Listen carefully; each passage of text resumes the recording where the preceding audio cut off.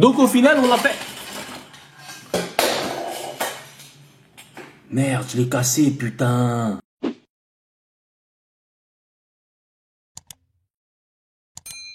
Yo les gars, j'espère que vous allez bien. Aujourd'hui, je vous amène en immersion. Tu vas immersionner ton cul, oui? Bah quoi, j'ai le droit de dire immersion, hein. J'ai toujours voulu le dire. Pour le coup, je vous disais quoi? Aujourd'hui, je vous fais une vidéo spéciale impression 3D. Donc, je vais vous montrer le projet de A à Z. Enfin non, je suis un mytho parce que j'ai déjà commencé. En tout cas, j'espère que ça vous plaira. Je vais vous montrer comment on a eu l'idée, le développement de l'idée, la conception 3D avec Muso. Donc, je vous mets son petit TikTok juste là. N'hésitez pas à vous abonner et je vous mets ça aussi en description. Enfin, bref, c'est Manirage et bienvenue sur ma chaîne. Donc comme je suis fan de manga et surtout de Demon Slayer, il y a vraiment un personnage qui m'a marqué dans la dernière saison, c'est Tengen. Et en gros, j'ai voulu faire ses katanas, ou ses sabres, ou ses épées, je sais pas comment ça s'appelle, mais je vous montre ça tout de suite. Donc pour ceux qui n'ont pas la rêve, c'est lui. Il a les deux sabres qui sont juste là. Pour le coup, on a la chaîne qui rassemble les deux épées, je l'ai déjà faite, donc elle m'a pris à peu près 35 heures à la faire. Elle est juste là, regardez, elle est incroyable franchement. Super bien faite et je l'ai même déjà accroché à un premier côté du sabre. Donc pour les sabres, on a fait comment? On a fait un premier test parce que comme on savait pas si tout s'emboîtait bien et si tout était au bon format, on a décidé de faire un prototype et let's go, je vous montre ça tout de suite. Donc voilà le prototype, franchement il est impeccable, franchement c'est une dinguerie, tout en blanc parce que pour le coup de base moi je vais juste les peindre et les faire de moi-même. Alors pour le coup qu'est-ce qu'on a modifié? Qu'est-ce qui m'a plu? Qu'est-ce qui ne m'a pas plu? D'abord je pense que la lame n'était pas assez badass, elle n'était pas assez énervée, donc j'ai voulu grossir la lame. Ensuite le petit manirage que vous voyez juste là, j'ai décidé de l'agrandir et la poignée là en fait elle était trop fine, donc j'avais peur que ça fasse pas, que ce soit pas assez gros dans ma main, donc on a décidé de la grossir aussi. Et ce qu'on a décidé de faire c'est de mettre un maximum de couleurs en filament. Je vous explique comment ça se passe. Quand on fait de l'impression 3D, soit vous décidez de mettre tout d'une seule couleur, vous pouvez pas choisir à quel endroit il y aura une couleur différente. Donc soit vous faites tout en blanc, ou soit si vous voulez vraiment faire de la couleur, c'est-à-dire par exemple faire le manche en blanc, cette partie-là en rouge, et ben il faut la découper. C'est-à-dire que celle-là doit être imprimée toute seule et celle-là doit être imprimée toute seule. Et c'est pas forcément tout le temps pratique.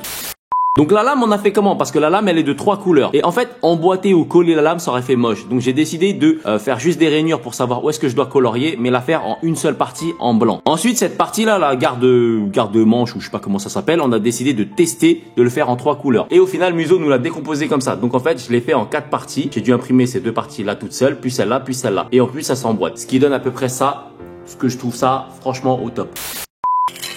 Donc au final on l'a fait. Merde, je l'ai cassé, putain. Regardez. Putain, mais moi, je suis vraiment pas doué. Putain, je l'ai cassé. Vous voyez ça, quand c'est cassé à l'intérieur, on peut plus rien faire. Sauf, bien sûr, mettre de la colle, mais c'est moche. Pour le coup, bah voilà, c'est cassé à l'intérieur. Super.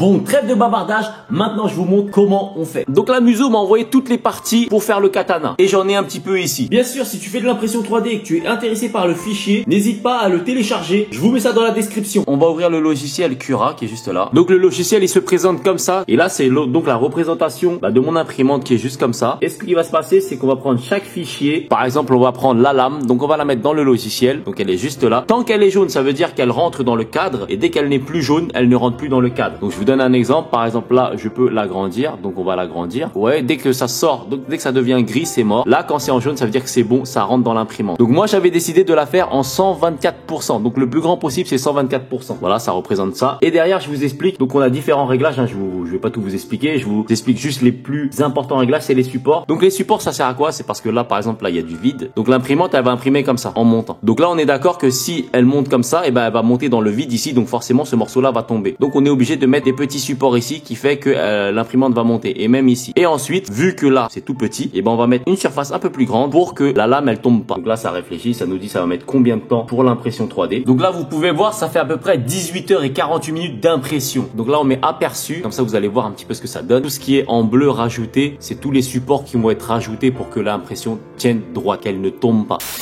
Voilà, maintenant qu'on a fait ça, on met tout dans une puce, dans une petite SD, et let's go, c'est parti, go voir l'imprimante. Là on se dirige vers ma petite imprimante qui est juste là. Donc je vous la présente, c'est l'imprimante de chez Wanao, la D12300. Pour tous ceux qui sont intéressés, je vous mets tous les liens dans la description. Donc n'hésitez pas à aller jeter un coup d'œil. Très important, quand on veut enfoncer un fil dedans, il faut que ce soit taillé en pointe. Bon voilà, maintenant que j'ai mis le fil blanc, je l'ai fait passer par là, ça rentre par là, ça rentre par là. On sélectionne le fichier et let's go, c'est parti. Eh mais en vrai, je sais même pas faire ce genre de vidéo. En fait là, je suis en train de, je sais pas, on aurait dit je fais un vlog, je sais pas ce que je dois filmer, je sais pas ce que je dois faire. Enfin, de toute façon, moi, vous vivez ma vie, ma life. Là, je suis en train de lancer l'impression. Je vais vous faire des petits cuts parce que sinon la vidéo elle va durer 4 heures. Donc là, le but c'est vraiment de voir ce qu'on fait à la vite fait. Et de toute façon, je vous ferai une autre impression dans une autre vidéo, comme ça vous verrez plein d'impressions, etc. Je vous remets ça demain matin. Comme ça vous verrez ça en est où. Eh les gars, re-salut, il est 2h30, donc je fais vite fait un petit coucou, juste pour vous montrer ça en est où l'impression 3D. Comme ça voilà, vous voyez un petit peu ce que ça donne. Voilà, c'est top. On est actuellement à 15% et ça fait 1 heure. Donc théoriquement, demain ça devrait le faire. Allez, bonne nuit. Yo les gars, il est actuellement 10h30, je viens de me lever, putain j'ai une tête de fou. Enfin bref, let's go vous montrer ça en est où. Là pour le coup le manche il est fini, donc on a mis à peu près, c'est écrit combien, 6h30 je crois, putain je vois mal. Là je vais l'enlever et on va commencer à faire la lame et on va enlever tout ce qu'il y a à enlever, je vous montre ça de plus près. Alors déjà contrairement à l'autre manche, celui-là en fait j'ai changé quelques paramètres et il est beaucoup plus lourd, on aurait dit, donc un peu plus solide j'ai l'impression. Donc là c'est simple, hein, ça se... Ouh, je vais le faire tomber encore. Là ça se présente comme ça et là il faut que j'enlève juste ça, c'est très simple, ça s'enlève comme ça. Donc là on a un trou juste en dessous pour pouvoir enfoncer le... comment c'est pas enfoncer des trucs, enfoncer genre la chaîne et voilà ça se présente comme ça, c'est tout simple. Donc là avant de faire le montage tout à l'heure, je vais le peindre. Donc soit je vous fais ça dans la même vidéo, soit je vous ferai ça sur une autre vidéo, je ne sais rien, parce que celle-là je pense qu'elle sera très longue. Donc voilà, je trouve ça vraiment top, très cool. Enfin bref, let's go faire la lame maintenant. Bon les gars, pour le coup ça nous fait 6 heures d'impression, ça avance petit à petit, hein. Je vous montre un petit peu l'évolution, comment ça se passe et je vous reprends juste après. Les gars, il est actuellement 10h05 et je me réveille, je suis éclaté. Moi je vais aller à la salle de sport. Par contre voilà, je voulais vous montrer ça en est où la lame, elle est finie. Il y a un seul petit défaut, je vais vous montrer ça. Donc là ça fait actuellement 21h41 que c'est fini. Donc voilà, je vous montre le problème. Ouais, la lame elle est finie, par contre il y a un tout petit problème, c'est là. Comme ça fait un peu dans le vide, en fait comme ça fait comme ça l'imprimante. Et ben en fait pour que ça fasse pas ça dans le vide et que ça tombe, et ben il y a des petits trucs qui se mettent en plus qu'on doit retirer. Là vous voyez la pointe elle est un petit peu dans le vide, donc bon bah un petit peu moche, mais bon franchement j'avais la flemme de le refaire. On va laisser ça comme ça, on verra pour la prochaine fois au pire. En tout cas voilà, donc là on y retourne, on a fait le manche, on a fait la lame, là il nous manque juste les petits, le petit truc qui sera, je sais pas comment ça s'appelle là, le protège-main.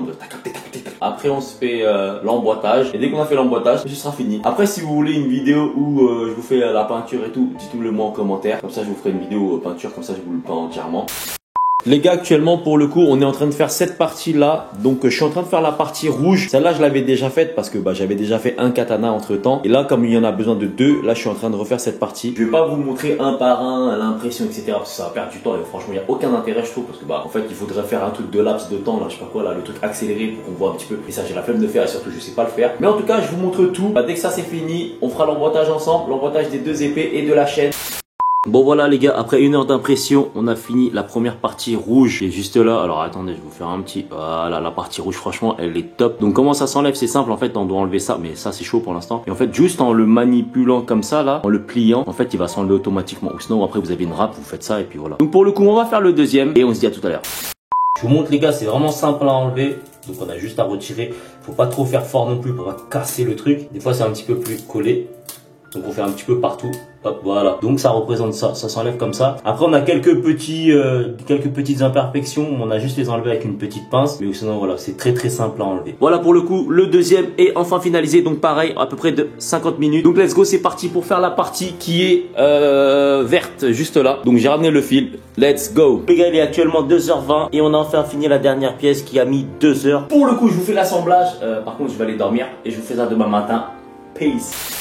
Bon, je suis désolé, il y a des travaux, hein, donc vous allez peut-être pas bien entendre. Donc on a cette pièce là, on va mettre ça comme ça des deux côtés. En général ça se clipse assez bien parce qu'on a pris les mesures ensemble. Et ça va entrer à l'intérieur. Donc on va essayer de prendre le côté beau gosse en haut et le côté en haut. Ça va en haut et ça c'est en bas. Donc on va essayer de prendre le côté un peu beau gosse. Voilà, là il y a un petit peu de jeu, ça devrait rentrer. Voilà, après je mettrai de la colle, mais là je le mets pas. Donc ça se rentre là. Pour le deuxième, il est un peu large, vous avez vu. Je mettrai de la colle juste après, c'est pas grave. On a la chaîne qui est juste là. Alors, ça devrait rentrer. Voilà, celui-là il rentre. Celui-là aussi il est rentré. Je vais essayer de vous faire ça un peu plus large. Alors là, il y a du filament à l'intérieur. Attendez, je vais l'enlever et je reviens. Là, à partir d'une pince, j'ai réussi à enlever ça qui était à l'intérieur. Donc voilà, let's go tabassage. Voilà, donc je vais emboîter la deuxième lame. Je le mets bien, après je mettrai de la colle. Voilà, les gars, on a les deux lames. C'est incroyable, je vous montre ça de plus près. Regardez comment c'est propre. Elles sont incroyables. Là, je peux pas les tenir parce que j'ai pas mis de colle, parce que j'aimerais bien les peindre avant. En tout cas, dites-moi en commentaire ce que vous en pensez, si elles sont belles ou pas. Moi, je les trouve vraiment incroyables. Pour le coup, les gars, c'est la fin de la vidéo. J'espère qu'elle vous aura plu. Il n'y a pas à parler à la bouche ouverte. Hein? Quoi? Enfin, bref. Si vous voulez une deuxième partie où je vous montre comment je peins les deux épées, n'hésitez pas à le mettre en commentaire. Par contre, il n'y a pas de placement de produit. Hein. J'ai juste faim, c'est tout. J'aime bien le saucisson de chez Monique Rano. En tout cas, n'hésitez pas à liker, à partager et à vous abonner. Et à activer la cloche pour recevoir une notification lorsque je sors une vidéo. Enfin, bref. Peace.